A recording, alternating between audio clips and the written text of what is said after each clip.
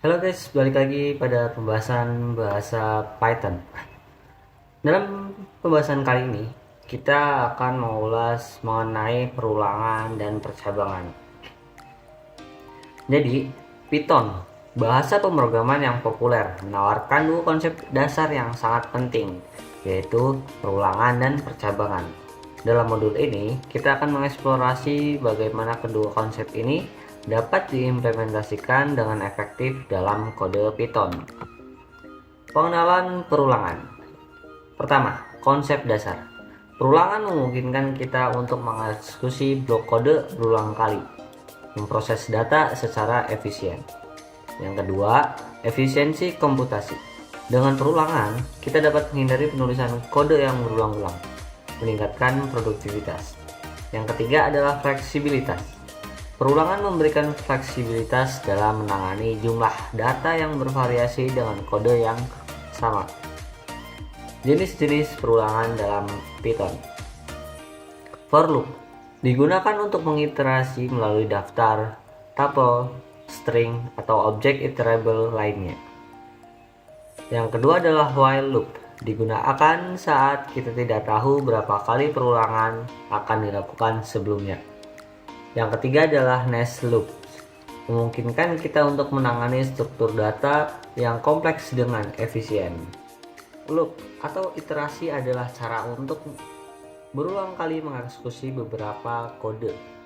Kita bisa lihat dari gambar berikut. Ketika kita menggunakan loop, ada beberapa hal yang perlu diperhatikan.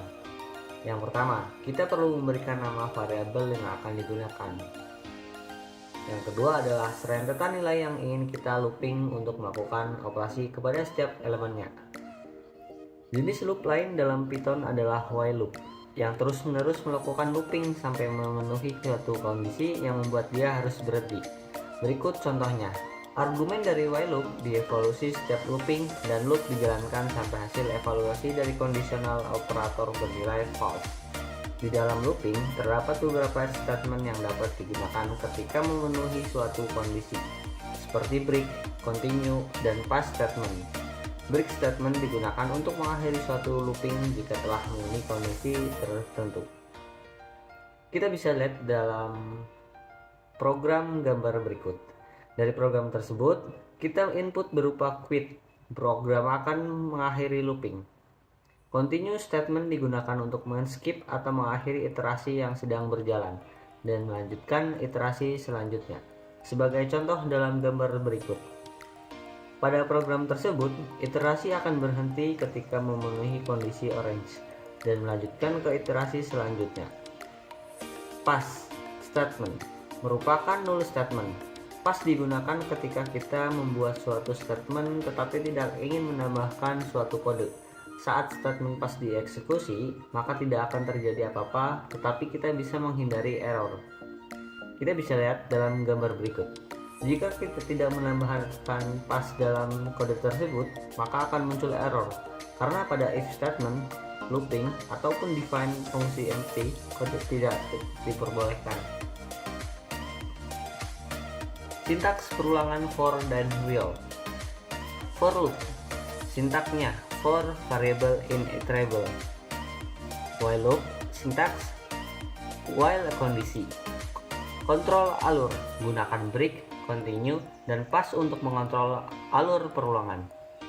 Efisiensi, pilih loop yang paling sesuai dengan kebutuhan Anda untuk kode yang efisien. Contoh penerapan perulangan. Yang pertama, mencetak angka menggunakan for loop untuk mencetak angka dari 1 sampai 10. Kedua, hitung faktorial menggunakan while loop untuk menghitung faktorial dari sebuah angka. 3. Iterasi daftar menggunakan for loop untuk mengiterasi sebuah daftar dan mencetak setiap elemen. Pembahasan selanjutnya mengenai percabangan. Pengenalan percabangan. Yang pertama, pengambilan keputusan. Percabangan memungkinkan kita untuk mengeksekusi blok kode berbeda berdasarkan kondisi tertentu. Kedua, logika kondisional. Percabangan membantu kita memproses data secara dinamis dan membuat aplikasi yang lebih interaktif. Ketiga, kontrol alur.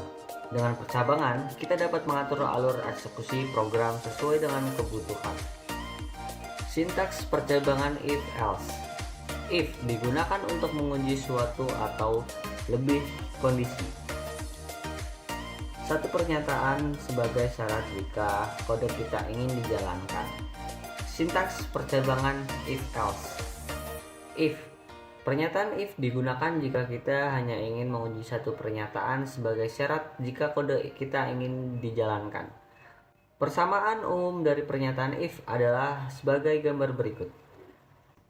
Pada saat pernyataan uji bernilai true atau syaratnya terpenuhi, maka kode kita yang berada di dalam fungsi atau pernyataan if akan dijalankan. Pada saat tidak terpenuhi, tidak terjadi apa-apa. Dalam gambar berikut, pernyataan lulus ditampilkan karena variabel nilai memenuhi syarat, yaitu berada di atas atau sama dengan nilai 8. Selanjutnya gambar berikut. Hasil tidak memperlihatkan apa-apa karena syarat yang tidak terpenuhi sehingga kode tidak dijalankan. Selanjutnya adalah if-else. Pernyataan if-else. Pernyataan if-else digunakan jika kita hanya mempunyai dua kondisi yang ingin dilakukan. Kondisi jika true dan jika false. Persamaan umum dari pernyataan if-else adalah sebagai gambar berikut. Pada saat pernyataan uji bernilai true atau syaratnya terpenuhi, maka kode kita yang berada di dalam fungsi atau pernyataan if akan dijalankan. Pada saat syaratnya tidak terpenuhi, maka kode yang berada di dalam pernyataan else kita yang akan dijalankan.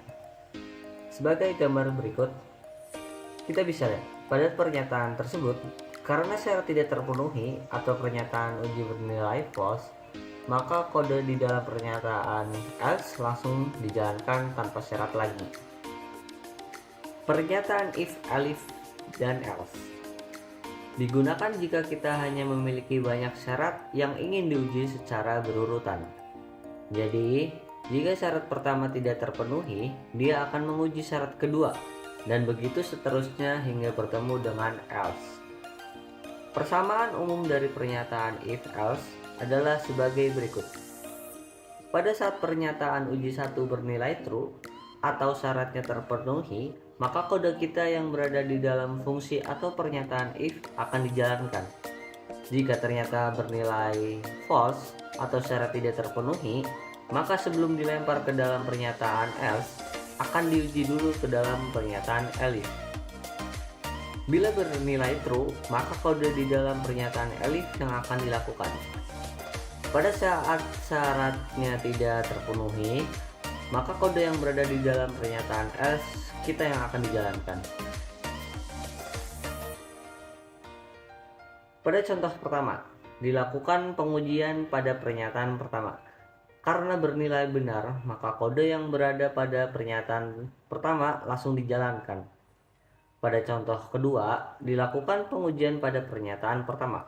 Karena bernilai salah, pengujian dilanjutkan pada pernyataan kedua. Karena pada pernyataan kedua bernilai benar, maka kode yang berada pada pernyataan kedua langsung dijalankan. Penggunaan elif dan nesif. Elif memungkinkan kita untuk menguji beberapa kondisi secara berurutan. Nesif memungkinkan kita untuk membuat struktur percabangan yang lebih kompleks. Fleksibilitas. Kombinasi elif dan nesif memberi kita fleksibilitas dalam mengenai logika kompleks. Contoh penerapan percabangan. Menentukan nilai huruf. Menggunakan if, elif, else untuk menentukan nilai huruf berdasarkan skor. Selanjutnya adalah validasi input pengguna. Menggunakan nesif untuk memvalidasi input pengguna sebelum memproses. Yang terakhir adalah perhitungan diskon. Menggunakan if, elif, else untuk menghitung diskon berdasarkan jumlah pembelian. Jadi itulah pembahasan mengenai perulangan dan percabangan. Dalam modul ini kita telah mempelajari konsep dasar perulangan dan percabangan dalam bahasa pemrograman Python. Dengan memahami sintaks dan penggunaannya, kita sekarang siap untuk membuat program Python yang lebih kompleks dan interaktif. Mungkin itu saja pembahasan pada video kali ini. Semoga bermanfaat untuk kita semua dan bisa. Mungkin itu saja pembahasan dari video kali ini. Let's practice Python. See you.